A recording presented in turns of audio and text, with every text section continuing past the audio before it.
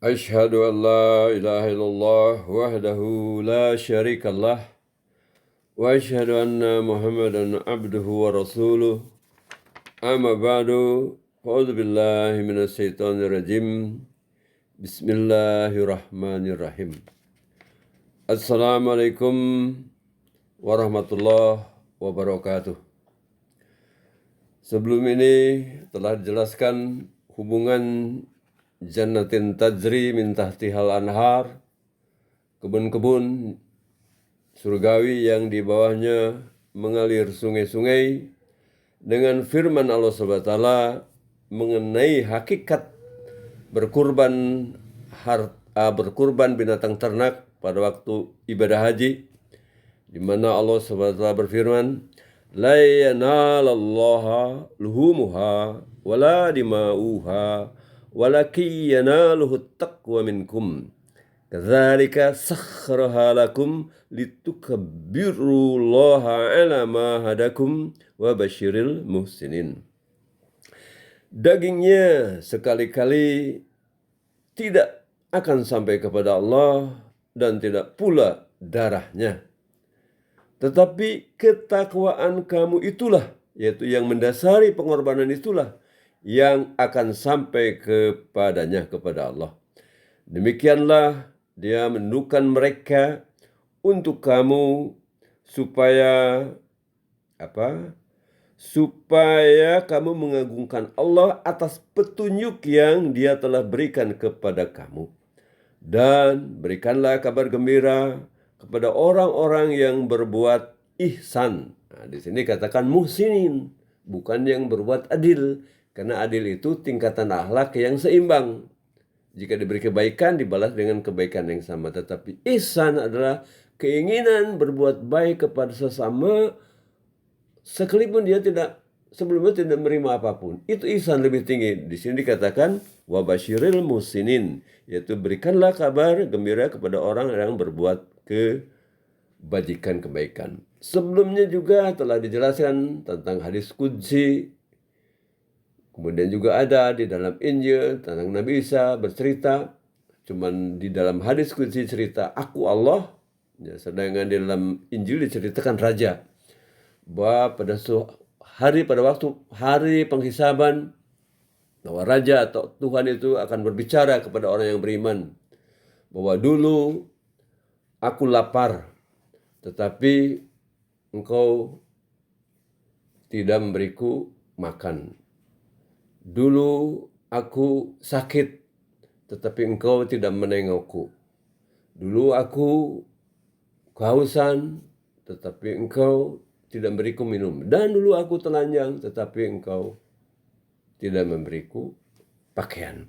Nah, orang beriman itu balik bertanya, kapan engkau ya Tuhan, dan bagaimana mungkin engkau Tuhan akan telanjang, akan sakit, akan lapar, akan telanjang, dan akan kehausan? Allah Ta'ala menjawab, si raja menjawab, bahwa dulu kalian punya tetangga yang kelaparan, yang kehausan, yang sakit, yang telanjang, ya. Tetapi kalian tidak peduli kepadanya. Padahal kalian ada kesempatan untuk menolongnya. Tapi kalian membiarkan dia sengsara, membiarkan penderitaannya. Seandainya kalian menolongnya, maka kalian akan mendapatkan aku dalam perbuatan baik kalian. Nah, inilah, jadi mengapa dikatakan bahwa dagingnya dan darahnya yang tidak sampai kepada Allah Ta'ala, ya, tidak sampai, tetapi ketakwaan yang mendasari perbuatan tadi, keikhlasannya, niat-niat baiknya, betul-betul mencari keridhaan Allah Ta'ala, bukan ingin mencari pujian, bukan ingin supaya dilipat gandakan dalam bentuk yang sama, mengorbankan 1 kambing menjadi 7 kambing, mengorbankan 1 sapi menjadi 7 sapi, bukan seperti itu. Itu urusan Allah Ta'ala. Itu urusan Allah Ta'ala. Bahwa betul-betul ikhlas mencari keridhaan Allah Ta'ala. Lalu dalam ayat selanjutnya, setelah tamsil-tamsil mengenai orang yang sia-sia beramal salehnya menjadi amal yang salah karena diikuti dengan sikap yang menyakiti, ucapan yang menyakiti, yaitu satu bagaikan kebun yang ketika ditimpa air hujan longsor kebun itu sehingga tinggal batu licin. Yang satu yang bagaikan punya kebun kurma, kebun anggur dan segala macam buah-buahan yang berlimpah, tapi karena hari tua dia mempunyai keturunan atau akhlak yang lemah, maka di akhirnya ada tiup angin yang mengandung api, akhirnya terbakar sia-sia. Lalu selanjutnya Allah Ta'ala berfirman, A'udzubillahi minasyaitonirrajim. Ya ayyuhalladzina amanu anfiku minat thayyibati ma kasabtum. Nah, di sini dikatakan, hai orang-orang yang beriman, nafkahkanlah barang-barang yang baik yang kamu usahakan. Tentu usahanya harus adalah usaha yang baik juga, yang halal dan thayyiban. Wa mimma akhrajana lakum minal ardi. Dan juga dari sesuatu yang kami keluarkan dari bumi bagimu, baik itu sebagai pertanian, perkebunan, pertambangan, dan segala macam. Dan janganlah kamu memilih yang buruk daripadanya, lalu kamu menafkahkannya sebagai sedekah. Nah, karena apa? Karena pada hakikatnya tadi sedekah itu, ya, pada hakikatnya sedekah itu merupakan bukti kecintaan kepada Allah Ta'ala. Ya tentu, kalau ngasih hadiah kepada raja, kepada orang yang pejabat tinggi, nggak mungkin dengan barang-barang rombengan. Pasti diupayakan yang terbaik. Nah, apalagi kepada Allah Ta'ala. Bukan saja secara fisik yang terbaik, tapi cara memperolehnya pun harus baik. Nggak bisa, ya, barang yang diperoleh dari jalan haram kemudian dipersilakan kepada Allah Ta'ala, itu bukan berkorban, bukan bentuk kecintaan. Itu sama dengan pencucian uang, ya kalau seperti itu. Jadi sekali lagi, dan janganlah kamu memilih yang buruk daripadanya lalu kamu menafkahkannya sebagai sedekah, padahal kamu sendiri tidak mau menerimanya jika diberi yang seperti itu, kecuali dengan memicingkan mata terhadapnya, kecuali dengan menggerinyitkan matanya, baru mencibir gitu. Yang gini dikasih, gitu kan? Itu apalagi Allah Ta'ala yang maha kaya raya, bahkan yang memberi sendiri rezeki itu kepada kalian. Jadi kalian itu hanya diberi pinjaman untuk memperagakan akhlak, untuk mencari keridhaan Allah Ta'ala, ya.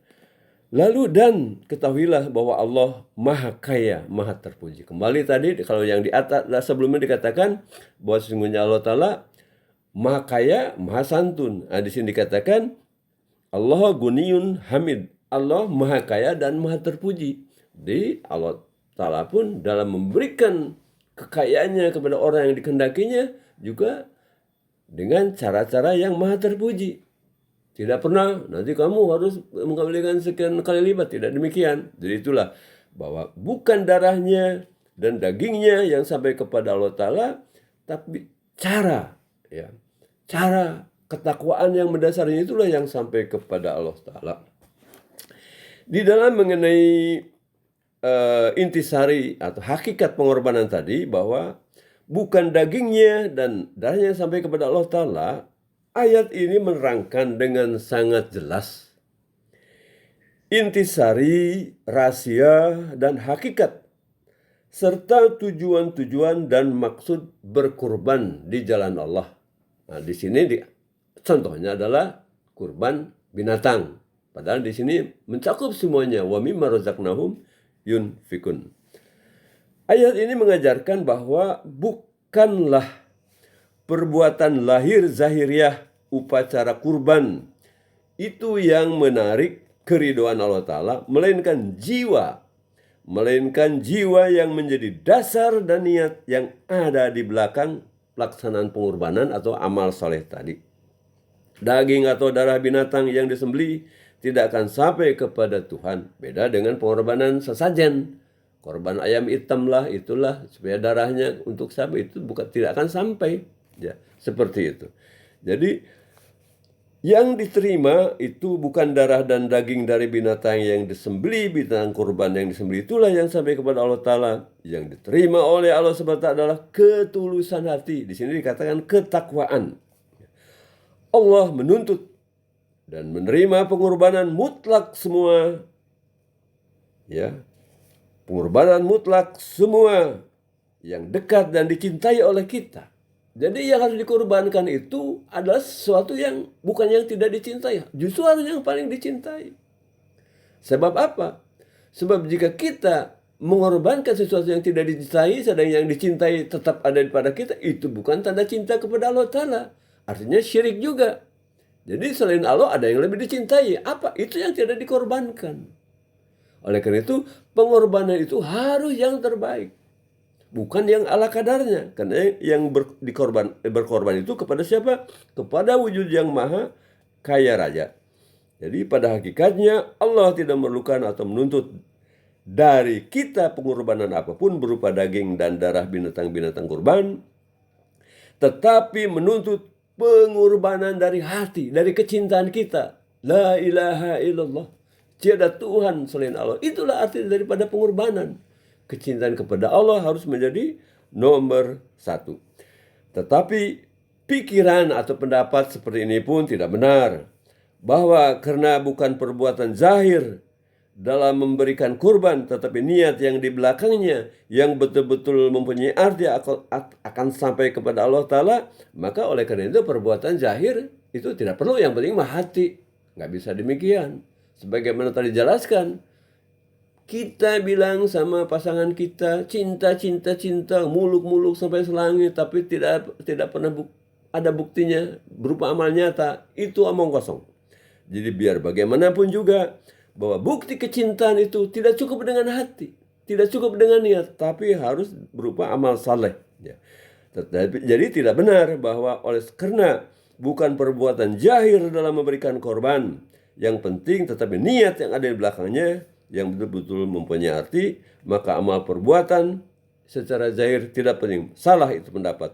Benar bahwa kurban secara zahir itu hanya kulit. Sekali lagi, benar bahwa pengorbanan secara zahir itu hanya merupakan kulit, sedangkan jiwa yang menjadi dasarnya adalah inti dan patisarinya itu ketakwaan. Namun kulit atau tubuh suatu barang seperti pula roh dan intinya adalah sangat penting, sebab tiada jiwa dapat berwujud tanpa tubuh dan tiada patisari tanpa kulit.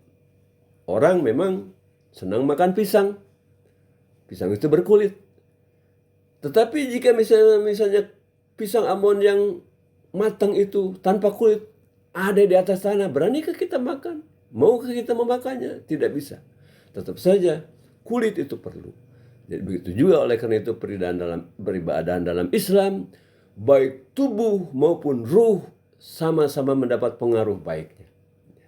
Ketika orang beramal, beriman dan beramal soleh, maka ruhnya ketika di akhirat dia akan menjadi tubuh yang baik, dan tubuh jasmaninya ketika kembali menjadi eterik, menjadi suatu energi yang tersisa, menjadi residual energi, itu pun akan menjadi ruh yang baik juga, energi yang baik juga, menjadi eterik yang baik. Jika tidak, mungkin akan menjadi genderuwo, mungkin akan menjadi pocong, mungkin akan menjadi hantu, menjadi kuntilanak dan segala macam. Insya Allah masalah ini akan dijelaskan bahwa betapa dikatakan bahwa dagingnya dan darahnya tidak sampai kepada Allah, tetapi ketakwaanmu itulah yang akan sampai padanya.